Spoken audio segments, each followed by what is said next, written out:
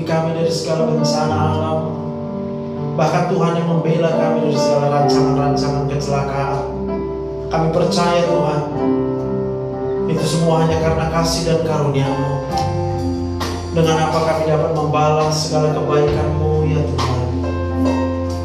Dengan apa kami dapat menunjukkan kalau kami mau mempersembahkan hidup kami sepenuhnya hanya bagi-Mu Tuhan. Tapi saat ini Tuhan, yang kami bawa di hadapan-Mu adalah rasa syukur.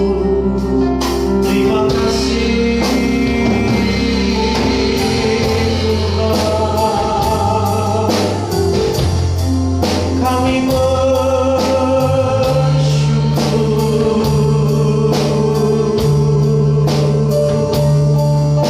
Terima kasih.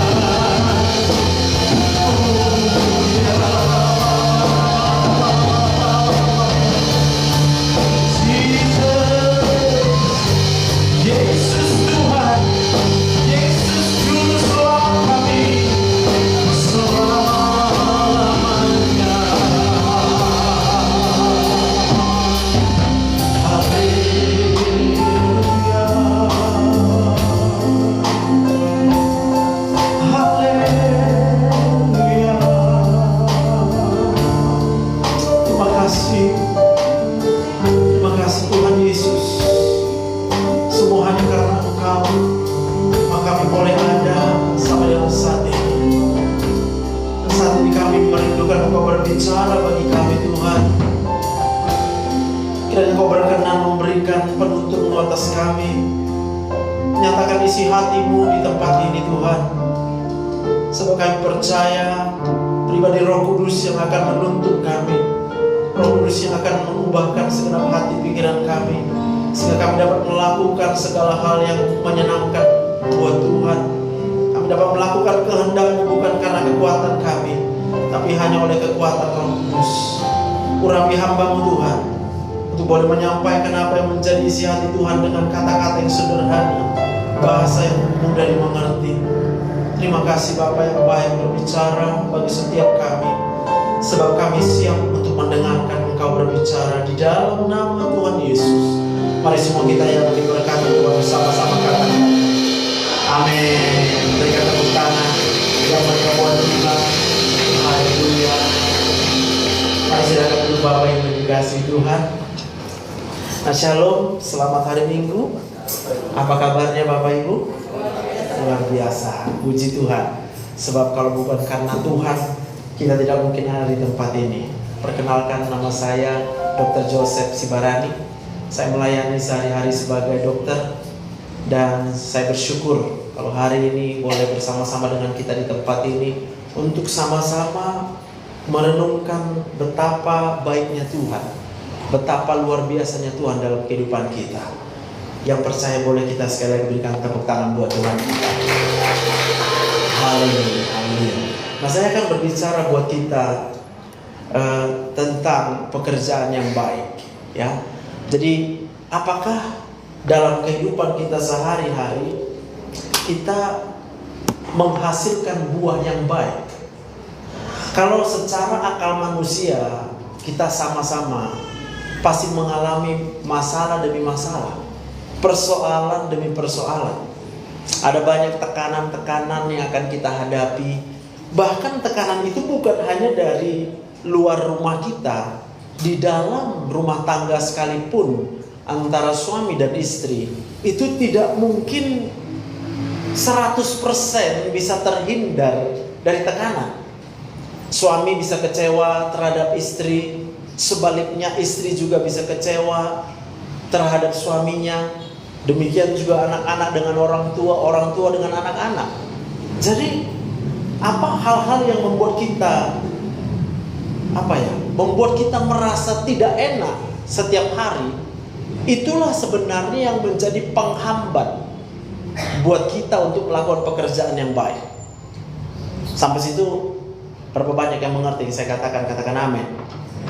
Jadi kalau dikatakan melakukan pekerjaan yang baik, lalu kita memaksakan diri kita untuk berbuat baik, maka yang terjadi kita stres.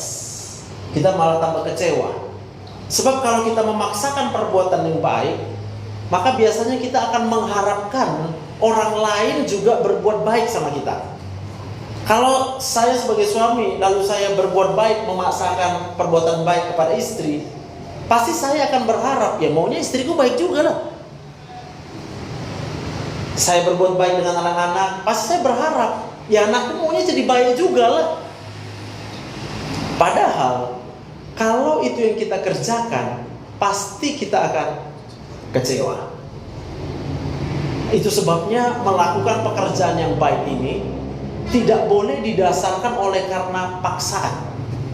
Tidak boleh karena disuruh-suruh. Buatlah yang baik.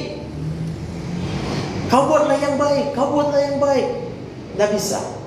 Saya percaya perbuatan baik itu harus didasarkan kepada percaya kepada Tuhan Yesus. Katakan amin.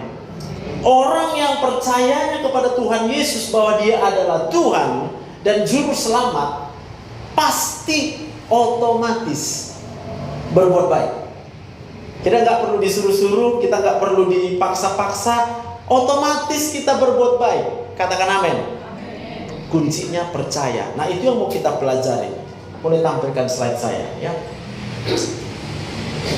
Nah, ini kalau ada yang pernah nonton filmnya Inside Out ini, ya, ini adalah isi di dalam otak kita, di dalam kepala kita.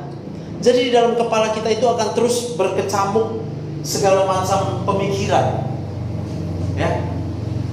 Pikiran yang positif, pikiran yang negatif. Ketika kita mengalami keadaan yang baik-baik, pasti pikiran kita enak. Maka kita akan menjalani hari-hari dengan rasa nyaman. Dan kalau kita rasa hari kita nyaman, otomatis kita berbuat baik. Kalau kita merasa bahagia dalam menjalani hari demi hari, otomatis kita buat baik. Orang mau buat yang jahat sama kita nggak bisa balas yang jahat sama dia, karena kita bahagia. Tapi kalau kemudian kita menjalani hari-hari kita dengan rasa kecewa, cemas, takut, pasti kita nggak bisa buat baik. Apa aja yang dibuat orang akan kita respon. Semua akan menjadi salah. Dengan lain kata kita bilang serba salah, nggak ada benar-benarnya.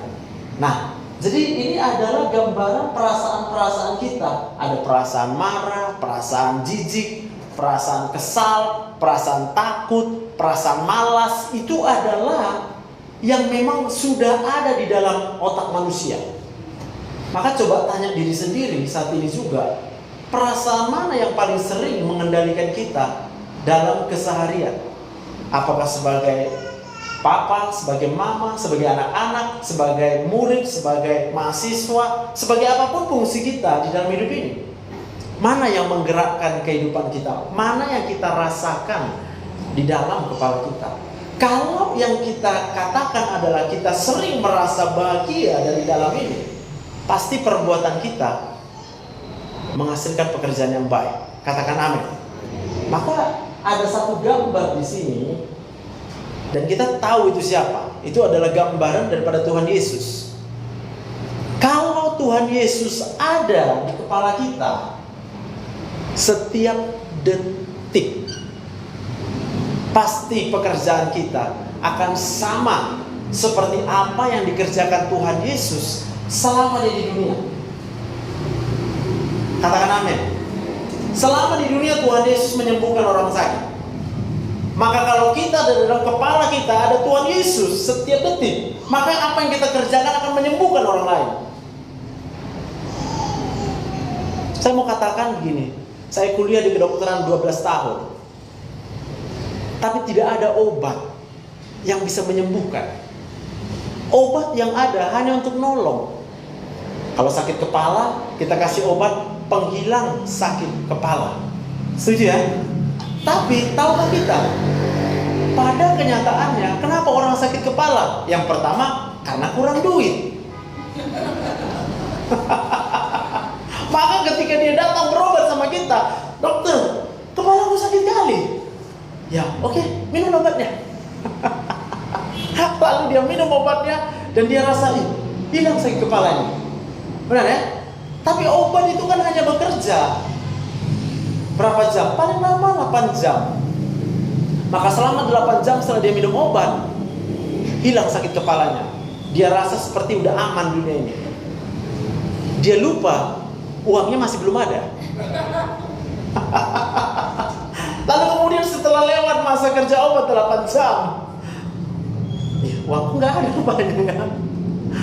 Datang lagi sakit kepalanya. Maka datang lagi ke dokter. Dokter, kok masih sakit kepalaku? Dokter pasti akan bilang apa? Ya udah, nggak apa-apa, minum lagi obat. Karena nggak mungkin dokter bisa menyelesaikan persoalan ekonomi. Sama halnya dengan hubungan antara suami dan istri. Kalau udah berantem suami dan istri, obatnya apa? Ya sama, paracetamol juga kalau sakit kepala. Kalau yang sakit asam lambung dikasih lansoprazol. Maka akan berulang-ulang berobat, tidak selesai penyakitnya. Karena memang tidak ada obat untuk menyelesaikan masalah ekonomi. Tidak ada obat untuk menyelesaikan bagaimana hubungan yang harmonis antara suami dan istri. Yang mengerti, tepuk tangan dulu buat Tuhan. Maka kalau hari ini kita dengar firman Tuhan ini, saya mau katakan, kalau ada Yesus di dalam pikiranmu, ada Yesus di kepala kita setiap waktu, maka apa yang kita rasakan adalah seperti perasaan Yesus menjalani hari-hari selama di dunia. Dan apa yang akan kita kerjakan akan menjadi sama seperti yang dikerjakan Tuhan Yesus. Firman Tuhan berkata, tidak ada yang mustahil bagi Tuhan.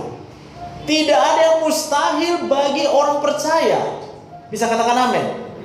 Maka orang yang percaya itu artinya orang yang di dalam kepalanya itu udah ada Yesus. Saya mau katakan begini, bukan menjadi bukti bahwa Yesus itu ada di kepala kita setiap saat kalau kita datang ke gereja tiap hari Minggu.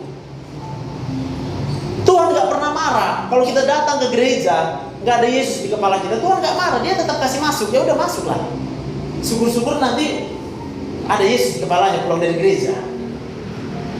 Lalu dia berkata, iya, aku enak kalau di gereja, hilang sakit kepalaku. Ya berarti Tuhan Yesus ada di kepalamu.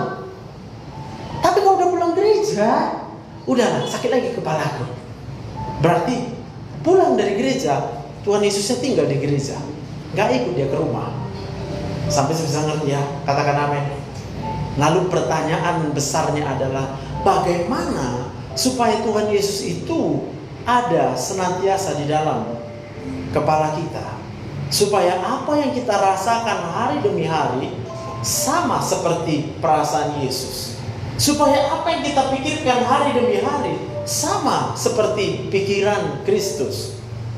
Bahkan kita percaya bagi Tuhan tidak ada yang mustahil. Maka apa yang kita alami, setiap hari kita akan melihat mujizat. Setiap hari kita akan melihat kuasa Tuhan dinyatakan. Tepuk tangan yang meriah buat Tuhan.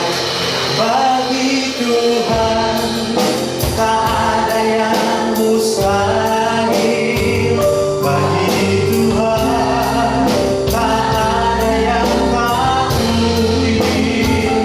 Mujizatnya disediakan bagiku. Ku diangkat dan dipulihkannya. Katakan bagi Tuhan. Bagi Tuhan tak ada yang mustahil. Bagi Tuhan tak ada yang tak mungkin. Mujizatnya disediakan bagiku.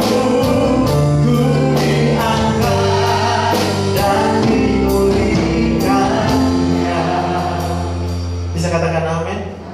Yang percaya 100% bahwa bagi Tuhan tidak ada yang mustahil. Detik ini juga, yang tadinya datang sakit kepala, sekarang sakit kepalanya hilang. Yang tadinya datang dengan rasa beban, badanku berat kali ya, aduh berat kali badanku. Aku terpaksa ke gereja, terpaksa. Nanti dibilang orang aku nggak rajin ke gereja. Saya nggak tahu apa alasan kita datang ke gereja. Ada orang yang alasan datang ke gereja karena dia punya banyak pergumulan. Ada orang yang datang ke gereja karena dia bersyukur dengan semua yang Tuhan telah berikan dalam hidupnya. Kalau kemudian kita datang ke gereja karena kita punya banyak masalah, it's okay. Tapi yang mau aku bilang, percayalah 100%. Jangan datang ke gereja nanti, tapi masalahku banyak kali, besar kali masalahku. Gimana aku bisa selesaikan itu? Lah ngapain ke gereja kalau nanya lagi? Sampai bisa ngerti ya? Kita datang ke gereja karena kita tahu bagi Tuhan tidak ada yang mustahil. Aku percaya Tuhan bisa turunkan uang dari langit. Yang percaya katakan amin. Banyak gak percaya kan? Yang menurunkan uang dari langit siapa? Siapa?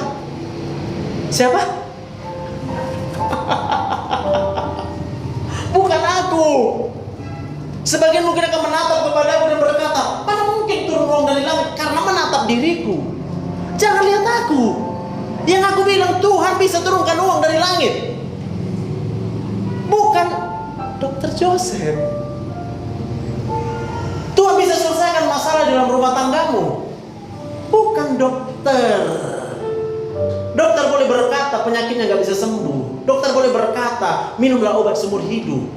Tapi aku berkata, yang kuperkatakan adalah bagi Tuhan tidak ada yang mustahil. Berapa banyak kita yang percaya Tuhan bisa turunkan uang dari langit? Angkat tangan.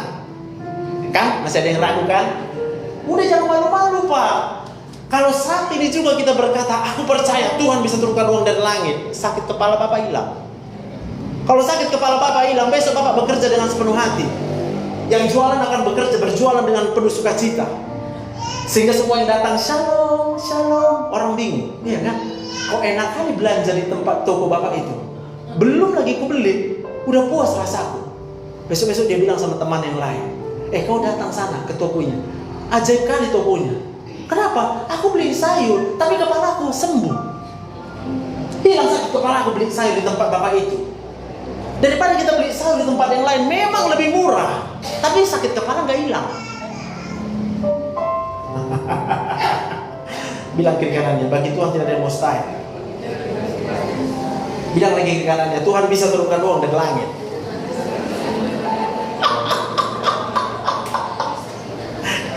Ingat Pak, bukan saya, bukan manusia, ini pekerjaan Tuhan. Bukankah Dia Tuhan yang bisa membuat jalan saat tidak ada jalan? Katakan amin. Laut dibelah. Masuk akal di mana itu? Nggak masuk di akal. Logika mana yang bisa membelah laut? Lalu orang bisa lewat, 2 juta orang lewat. Logika siapa Pak? Nggak ada. Sebab apa yang dikerjakan Tuhan itu di luar daripada logika manusia. Karena bagi Tuhan tidak ada yang mustahil. Tepuk tangan yang mulia buat Tuhan. Haleluya. Maka kalau kita percaya bagi Tuhan tidak mustahil, itu artinya di kepala kita ada Yesus senantiasa. Ada Yesus senantiasa. Apapun yang kita kerjakan, pastikan Tuhan Yesus ada di kepala kita. Dengan percaya saja. Coba deh, kalau misalnya si Musa gitu ya, ketika Tuhan Allah itu berkata, Musa, angkat tongkatmu. Sementara Musa nengok, udah dikejar-kejar sama bangsa Mesir. Musa pasti mikir, apanya maksud Tuhan ini? Udah tahu kita dikejar sama bala tentara Mesir, pakai kuda, senjata yang lengkap. Kita udah pasti kalah telak. Masa sih disuruh angkat tongkat? Paham? Sebab yang Tuhan lihat adalah apakah Musa mau percaya saja. Hari-hari kita jalani hidup ini, tapi yang kita percaya adalah persoalan kita besar. Hari-hari kita jalani hidup kita, tapi yang kita lihat adalah masa depan kita suram. Hari-hari kita menjalani hidup, yang kita lihat adalah orang yang kita kasih mengecewakan kita. Itu yang kita percaya. Kenapa kita tidak pernah berpikir, iya ya, kalau memang manusia ya wajarlah mengecewakan. Memang manusia, namanya stres. Ada manusia yang gak stres? Ada yang gak stres? Coba tanya. Gak stres. Semua stres. Aku pun gini ketawa-ketawa stres.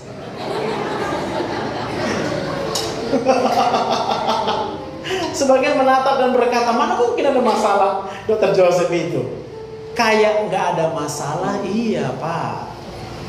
Kenapa aku bisa kayak nggak ada masalah? Karena Tuhan Yesus sudah kupercaya di sini. Tuhan, suka hati kau lah. Aku tak tahu caranya. Kayak mana cara kau menolongku? Aku nggak tahu Tuhan. Tapi yang ku tahu, tidak ada yang mustahil bagi Tuhan. Aku tak perlu tahu apa cara Tuhan, tapi yang ku tahu, kalau Tuhan bekerja, maka apa yang Dia kerjakan mendatangkan kebaikan, mendatangkan kebaikan, keberhasilan. Tepuk tangan buat Tuhan.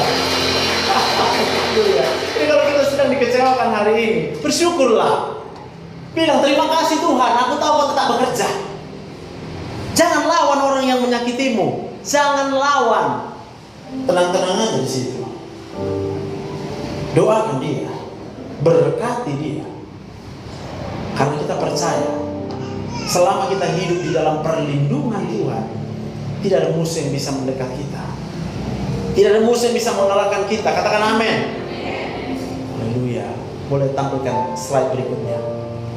Mazmur 37. Saya baca terpisah. Yang pertama ayat yang 1 dan 2 dan ayat 7 dan 8. Dari Daud, jangan marah karena orang yang berbuat jahat. Ngeri kali kan? Gak adil kan? Jangan marah katanya karena orang berbuat jahat, ya kan? Jangan iri hati kepada orang yang berbuat curang. Kita tengok orang korupsi, iya enak kali ya. Aku kok nggak kayak gitu ya. Tambah kaya dia korupsi. Aku ke gereja berdoa tapi nggak kaya-kaya. Aku mau bilang, kenapa kita nggak kaya-kaya? Karena kita masih kurang percaya sama Tuhan. Orang nggak percaya Tuhan bisa turunkan dari langit, kapan mau kayanya kita ke gereja? Sekaligus suka ke gereja, suka hati kerjakan apa yang kita mau. Tapi kalau orang yang ke gereja, karena dia percaya bagi Tuhan tidak ada yang mustahil, Tuhan pasti akan menyediakan segala yang kita butuhkan. Dia akan jadikan kita kaya, naik tidak akan pernah turun. Yang percaya tepuk tangan buat Tuhan. Amin. Kenapa kita jangan marah sama orang berbuat jahat? Sebab ini dia. Sebab mereka segera lisut seperti rumput dan layu seperti tumbuh-tumbuhan hijau. Jadi semua perbuatan orang-orang yang jahat itu, Tuhan memastikan mereka akan lisut. Pertanyaannya, kita percaya nggak? Nanti kita bilang percaya tapi ragu. Iya, percaya sih percaya, tapi kalau kita tengok, makin enaknya hidup orang berdosa itu, kan? Itu tandanya belum percaya, Pak. Kalau percaya cuma bilang amin, gitu aja. Siapa yang percaya? Orang-orang yang berbuat curang akan segera lisut. Mereka akan seperti rumput, layu seperti tumbuh-tumbuhan hijau. Katakan amin. Udah, titik. Jangan ditambah-tambahin. Cuma kan, tapi kan kita terbiasa dengan berkata di mulut percaya, tapi sebenarnya kita kurang percaya. Nanti kita akan buktikan. Ayat 7 dan 8. Berdiam dirilah di hadapan Tuhan dan nantikanlah Dia. Bisa kita diam ketika disakiti. Bisa kita diam waktu diserobot. Kalau lagi lupa kita sama Tuhan, pasti kita balas dia. Tapi kalau kita ingat sama Tuhan, kita nggak balas. Kita tahu, ya udahlah, lisutnya itu nanti kayak rumput gitu kita bilang kan. Bilang kiri kanannya, orang curang akan lisut seperti rumput. Tenang-tenang aja kalau di situ bilang. Gak usah lalap. Terus-terus yang diceritakan, tahu gak kau? Jaga dia, gak nyangka pula. Semangat dia kalau menceritakan kejahatan orang. Hari ini semangatlah menceritakan apa? Tahu gak kau? Orang curang akan lisut seperti rumput. Itu bilang. Dan mana kau tahu? Dari Alkitab bilang lagi itu. Tepuk tangan untuk Tuhan kita. Amin. Aku bukan bilang kita nggak boleh curhat. Silakanlah curhat. Tetapi kalau curhat itu ujungnya hanya kepada hal yang negatif, itu hanya akan semakin menyakiti kita. Kita boleh bicara sama suami, bicara dengan istri. Tahu nggak, Ma? Tadi aku gini, ya kan? Istri pun lagi stres juga. Masuk lagi cerita istri. Iya, aku lagi. Gini gantian. Kalau suami cerita tentang masalahnya, istri doakan. Pak, bagi Tuhan gak ada mustahil. Pasti diam suaminya. Dia juga. Istri juga lagi gitu, lagi stres dia. Bapak bilang, gak usah terpengaruh. Kau ya, kau pikirnya kau aja yang capek. Aku pun capek ya. Ngapain dijawab seperti itu? Pak bilang sama istrinya, Pak, bagi Tuhan gak ada yang mustahil. Orang curang akan lisut seperti rumput. Katakan amin. Maka yang terjadi adalah kita akan diingatkan selalu bahwa Yesus itu adalah Tuhan. Kalau Dia Tuhan, bagi Dia tidak ada yang mustahil. Tepuk tangan yang meriah sekali lagi buat Tuhan. Haleluya. Berdiam dirilah di hadapan Tuhan dan nantikanlah Dia. Bisa nggak kita berdiam diri kalau udah percaya sama Tuhan? Bisa. Jadi yang membuat kita nggak bisa berdiam diri karena kita belum percaya sama Tuhan, sehingga kita gerasa gerusuk. Orang berbuat hal yang mengecewakan, kita pengen balas karena kita sakit hati. Wajar, normal itu.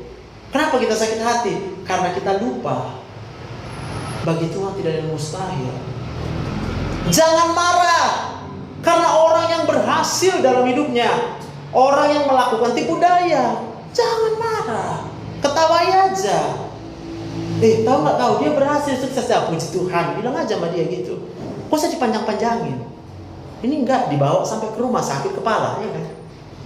Orang yang beli mobil baru, dia yang sakit kepala. Dia yang demam menceritakannya. Tengok keluar mobil, kayak panas dingin aku. Rupanya karena aneh dia. Ini dia lihat tetangganya beli mobil baru. Terpaksa masuk ke UGD. Name 3 hari karena ada dokter mencari diagnosa bingung. Apa diagnosa ibu ini ya? Diperiksa darah normal, diperiksa jantung normal, diperiksa paru-paru normal, diperiksa semua nggak ada infeksinya. Tapi aku demam dong. Tengok panas, memang diukur panas. Siapa yang nggak panas? Kalau dia kemudian tegang, stres, iya naik suhu tubuh, ya diukur dia demam, dikasih antibiotik 2 minggu pun nggak sembuh. Kalau memang masalahnya bukan bakteri, masalahnya tetangga beli mobil baru. Amin. Tapi sudah paham maksudku.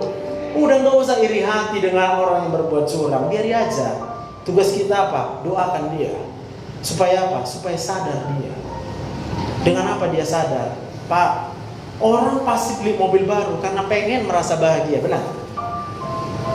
Anak Tuhan, bahagialah sebelum beli mobil baru. Maka orang akan melihat, kau kok bahagia kali? Ku tengok gak ada mobil kau yang baru. Ku tengok baju kau itu aja. Ku tengok gaknya bertambah-tambah harta kau. Tapi kok bahagia kali ku tengok.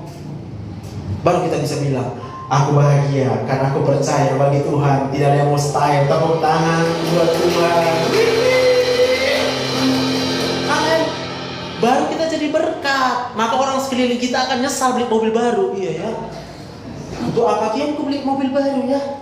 Bisa nyerupai bahagia tanpa mobil baru. Untuk apa kian aku korupsi? Ku kumpul uang banyak-banyak, bisa nyerupai bahagia walaupun uang belum banyak. Amin. Coba tarik nafas kita. Ada nafasnya? Itu dari siapa?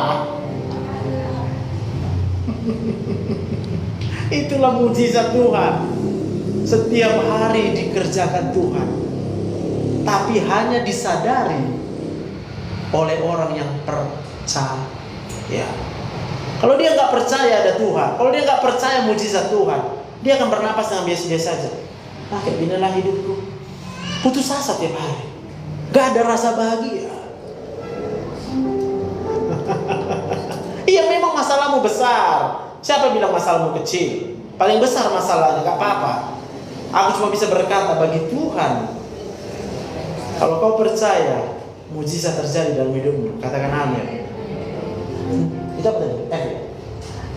Namun satu yang dia minta, agar kita percaya sampai mujizat menjadi nyata. Amin. Jadi Tuhan minta percaya dulu, baru terjadi orang yang melakukan berhentilah marah. Mulailah tertawa. Makanya aku tertawa. Ada upaya tertawa apa gini? Banyak. Udah jangan dipaksa. Kalau dipaksa aku jamin sakit kepala, Pak. Jangan paksakan dirimu tertawa karena melihat aku tertawa. Pasti sakit kepalamu, Pak. Tertawalah kita karena kita percaya bagi Tuhan tidak ada yang mustahil. Kalau saat ini kita berpikir masalah kita berat, persoalan kita seperti nggak ada jalan keluar, percayalah Tuhan bisa membuka jalan saat tidak ada jalan. Tepuk tangan buat Tuhan. Haleluya. Manusia boleh mereka-rekakan yang jahat terhadap engkau, tapi Tuhan mereka-rekakan untuk kebaikan. Kalau kau percaya itu, kau akan tertawa. Iyalah, ngapain aku stres? Aku tahu Tuhan pembelaku. Haleluya. Berhentilah marah dan tinggalkanlah panas hati itu. Jangan marah, itu hanya membawa kepada amin. Tema daripada gereja kita adalah buah pekerjaan baik. Berarti kalau kita mau berbuah dalam pekerjaan yang baik, nggak marah, nggak ada. Tapi selama ada kemarahan dalam pikiran kita, nggak akan bisa kita berbuat baik. Dan jangan paksa dirimu berbuat baik. Pasti masuk UGD. Pasti. sakit kepala, sakit perut, sakit di sini gue kayak demam-demam aku karena memaksa perbuatan yang baik. Apa contohnya? Sama kayak yang tadi beli mobil baru. Di mobil baru tetangga kita ya, diundang kita makan-makan. Tapi dalam hati kita, kok bisa dia beli mobil baru ya?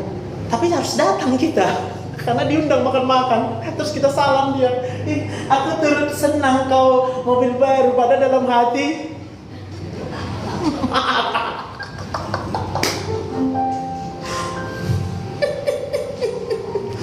amin. Paham? Semua orang punya masalah, Pak. Jangan pikir gak ada masalah. Ada orang di dunia ini tanpa masalah. Tuhan gak pernah janji kalau hidup sebagai orang percaya kita bebas persoalan. Tapi yang dia janji adalah dia sekali-kali tidak akan pernah meninggalkan kita. Dan siapa dia yang tidak meninggalkan kita adalah Tuhan yang baginya tidak ada yang mustahil. Amin. Itu hanya membawa kepada kejahatan. Jadi firman hari ini mengingatkan kepada kita, selama kita masih punya marah yang banyak, kita gak akan bisa berbuat baik. Lalu kalau kita marah, Alkitab berkata jangan sampai terbenam matahari. Datang sama Tuhan. Tuhan, aku marah Tuhan. Bicara sama Tuhan. Tuhan, aku marah kali hari ini Tuhan. Tuhan pasti nanya juga dia itu, kenapa kau marah? Pasti kita bilang, itu Tuhan kayak gitu dibuatnya sama aku. Terus baru Tuhan bilang, ingat, manusia boleh mereka-rekakan yang jahat terhadap engkau, tapi aku sekali-kali tidak akan pernah mereka-rekakan yang jahat. Aku hanya punya satu rancangan untukmu, hari depan yang penuh dengan pengharapan. Tuhan tanya lagi, kamu percaya? Kalau kita jawab, aku percayalah Tuhan. Benar, yakin kau percaya? Pada waktu kita percaya, maka Roh Kudus akan bekerja di dalam pikiran kita. Dia akan buat kita damai. Padahal persoalan kita masih di situ. Dia akan buat kita tentram. Padahal orang yang menjahati kita sedang menyusun lagi rencana-rencana yang jahat terhadap kita, tapi kita bisa tentram. Katakan amin. Sebabnya Daud dapat berkata, hanya dekat Allahku, rasa tenang hatiku, kau warnai jalanku sepanjang hidupku.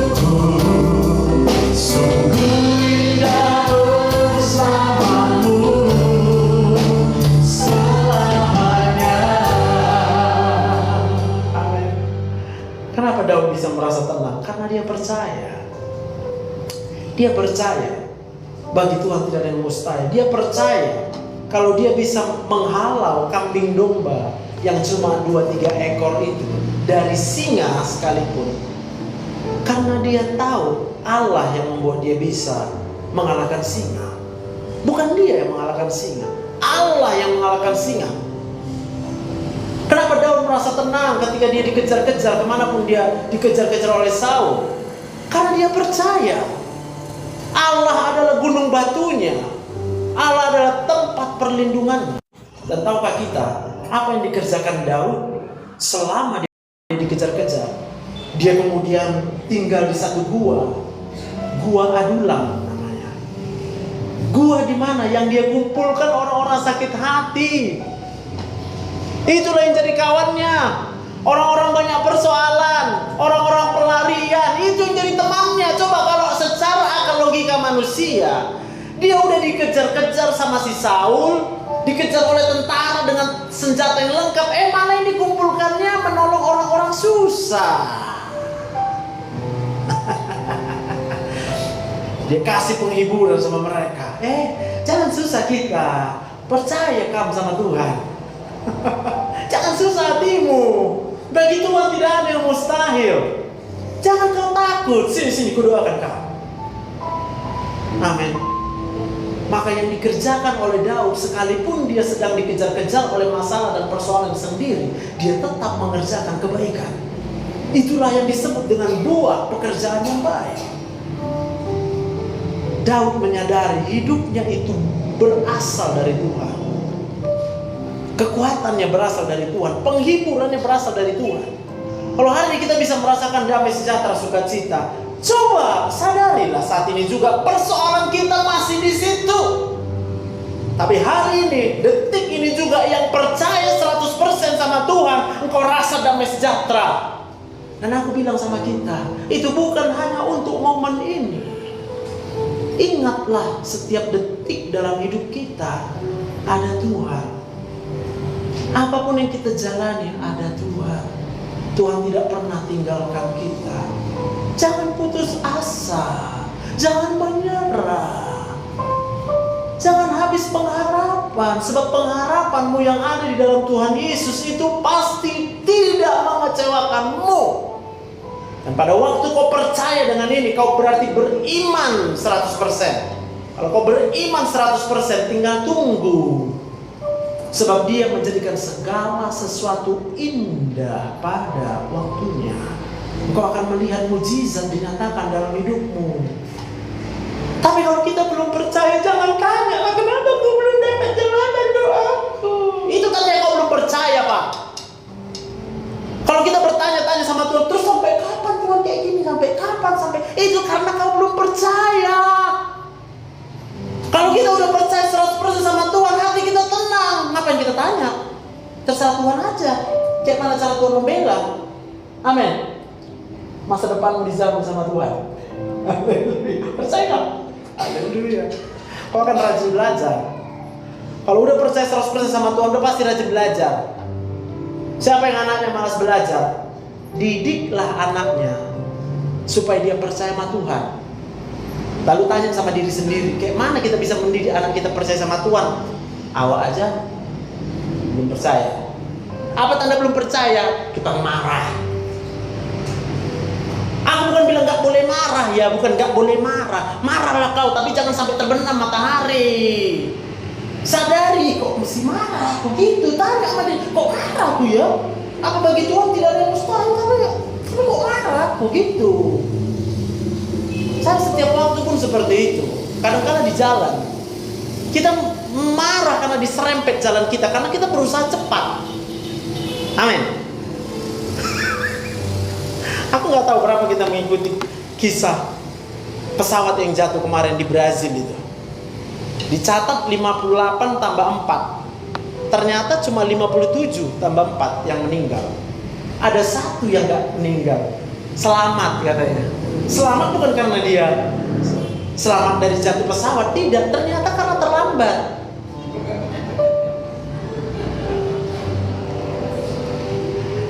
Siapa yang bersyukur kalau terlambat? Nah, bertobat deh kita. Jadi kalau ada sesuatu terjadi di jalan, Pak, jangan marah, udah tenang aja, berdiam dirilah. Aku percaya Tuhan sedang menjauhkan aku dari yang jahat. Tapi kalau marah kita, yang terjadi apa? Berantem lah. Kalau berantem apa? Ya keluarkan senjata masing-masing. Ada yang keluarkan golok, ada keluarkan semualah. Yang terjadi apa? Coba kalau bapak diam aja, lewat. Mungkin kau kebelet, silakan. Lalu kita berkata sama diri kita, Tuhan pasti punya rencana. Maka Tuhan menghindarkan aku dari sesuatu yang bisa dibunuh. Itu penumpang tadi marah-marah di bandara. Masa 3 menit aku nggak boleh aku boarding? Kan aku bisa lari-lari ke pesawat itu. Aku naik langsung ke pesawat itu. Nggak bisa, Pak. Ngeri kali kalian ya. Pasti kita bilang, kalau kita ya, kalau aku merasa gitu kan, ngeri kali kau masih di situ pesawat itu, gue bilang. Sok jago kali kau. Berapa gaji kau? Pasti gue bilang gitu kan. Karena parbada. Tapi kalau kemudian kita ingat Tuhan, dia, oke. Jadi nggak bisa Pak ya. Bilangnya lembut aja, nggak bisa. Iya Pak, maaf nggak bisa. Dalam hati, Tuhan aku percaya Tuhan bisa turunkan uang dari langit. Ya mau kayak mana lagi kita buat, coba. Secara manusia aku udah habis akal pasti. Aku udah terdesak, aku tersudut, aku nggak tahu mau buat apapun juga. Tapi aku tahu aku punya Tuhan yang baginya tidak ada yang mustahil. Aku hanya berkat Tuhan. Kalau perlindunganku ya udah. Lalu dia dengar berita, karena itu masih sekitar 40 menit. Pesawatnya naik di udara. Leo, jedes. Bayangkan kita kalau di posisi dia. Coba, akan muncul semua bayangan, kok aku gitu kali ya. Kok aku sampai marah-marah tadi sama orang yang menahan. Itu kan memang tugas dia. Udah ada peraturannya, nggak boleh. Udah, ngapain dilawan orang? Amin. Bukankah kalau kita masih hidup hari ini karena Tuhan masih melindungi kita? Tepuk tangan buat Tuhan. Ini nggak apa-apa disakiti. Next slide. Ayat ketiga dan keenam. Percayalah kepada Tuhan. Amin. Percayalah kepada Tuhan. Amin.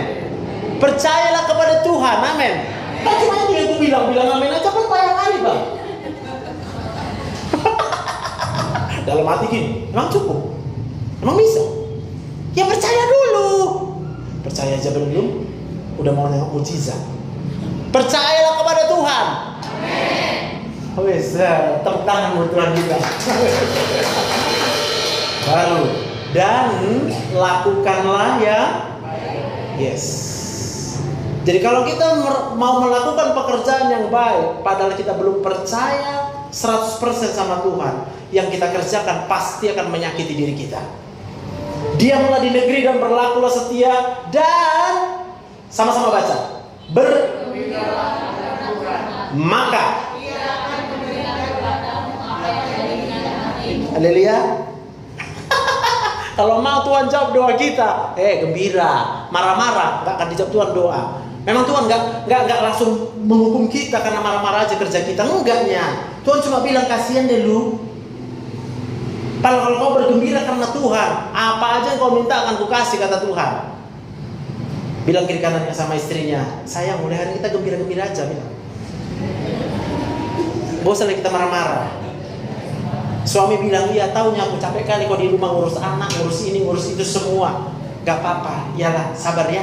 Istri bilang sama suami, iya aku pun tahu kau capek di kerjaan, kau tertekan segala macam, tapi ya udahlah, kita gembira karena Tuhan. Mazmur 37 ayat 4 berkata, dan bergembira karena Tuhan, maka Ia akan memberikan apa saja yang diinginkan hatimu. Tepuk tangan buat Tuhan. Serahkanlah hidupmu kepada Tuhan dan percayalah kepadanya, dan Ia akan bertindak. Ia akan memunculkan kebenaranmu seperti terang dan hakmu. Siapa yang munculkan? Tuhan yang munculkan. Tak usah berharap sama manusia, berharap hanya sama Tuhan saja. Haleluya. Amin. Tepuk tangan yang meriah buat Tuhan. Dalam segala perkara. Mari kita bangkit berdiri. Tuhan punya rencana yang lebih besar dari semua yang terpikirkan.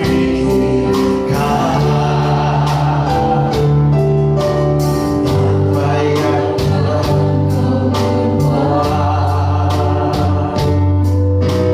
tak ada maksud jahat, sebab itu Ku lakukan.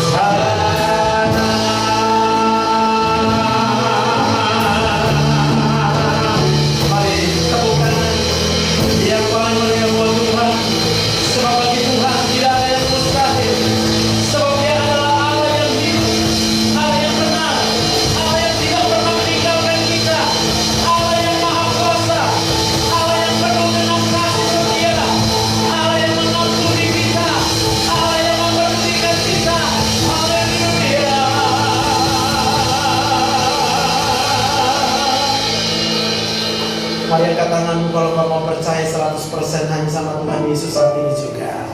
Aku berdoa buat kita. Bapa di dalam nama Tuhan Yesus, hamba berdoa sebab hamba percaya 100% bagi Tuhan tidak ada yang mustahil. Apapun masalah dan persoalan dihadapi oleh umat Tuhan pada saat ini juga, hamba berdoa di dalam nama Tuhan Yesus, ada kuasa yang melebihi daripada kuasa apapun juga, ada kasih yang melebihi daripada kasih siapapun juga. Engkau curahkan di dalam nama Yesus. Engkau dibela oleh Tuhan Yesus. Engkau ditolong oleh Tuhan Yesus.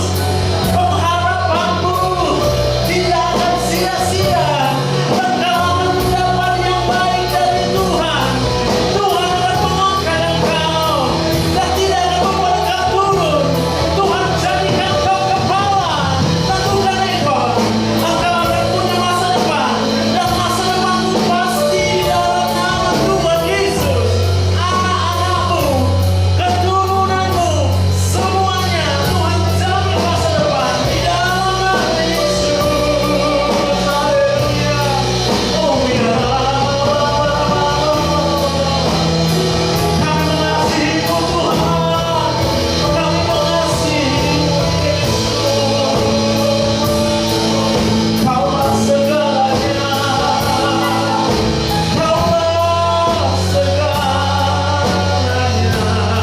Oh ya. Jesus, aku berkatakan nama Yesus, nama di atas segala nama. Nama Yesus itu berkuasa. Haleluya, haleluya. Kalau kau belum lihat jalan keluar, aku berkatakan kepadamu, Yesus sanggup menolongmu. Yesus mau mengangkatmu. Dalam nama Yesus, percayalah. Haleluya,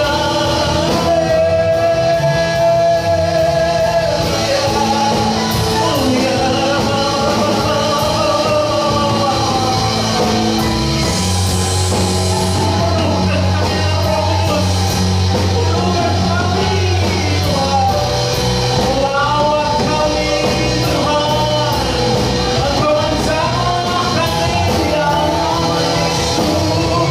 Haleluya,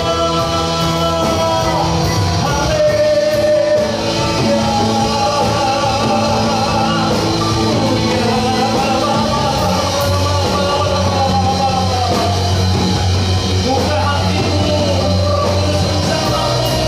haleluya, supaya kau bisa percaya dalam nama Yesus.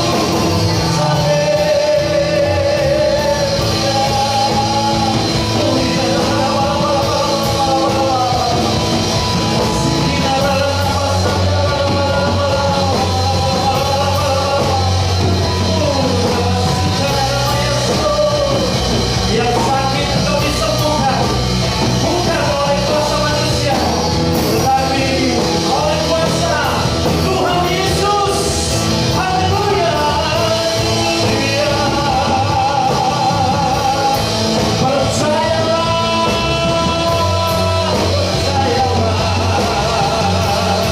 oh ya, ya satu,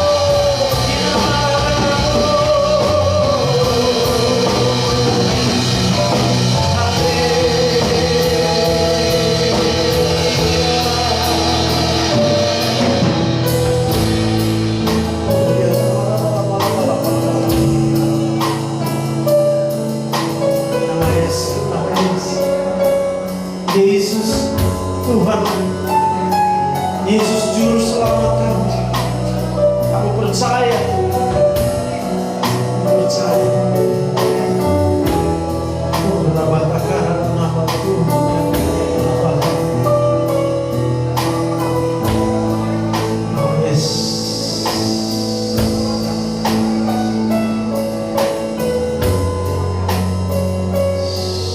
Jesus. Yesus.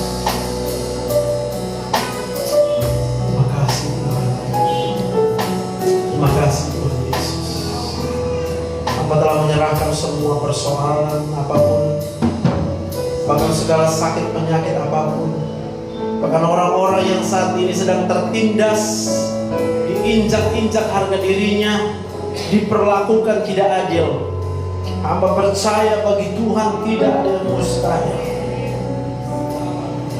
Dalam nama Tuhan Yesus, lepaskan semua daripada belenggu, dimerdekakan.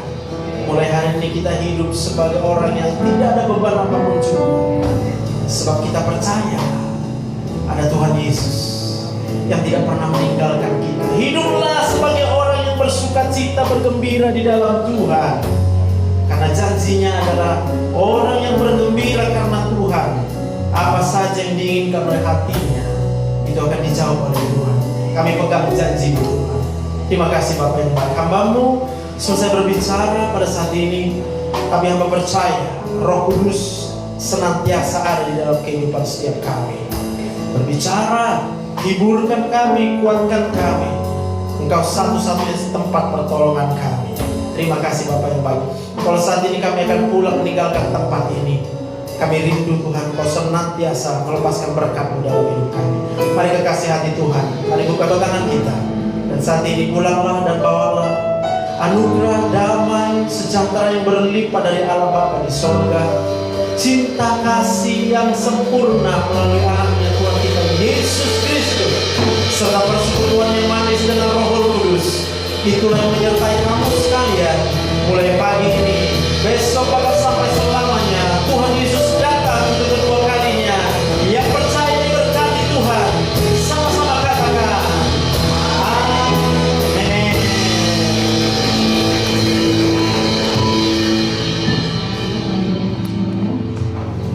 Tiba saatnya kita akan memberikan persembahan yang kedua. Sambil memberikan persembahan, kita akan mendengarkan Bapak Stefan. Kami menghimbau bagi Bapak Ibu Saudara yang rindu atau ingin menabur bagi pembangunan tempat beristirahat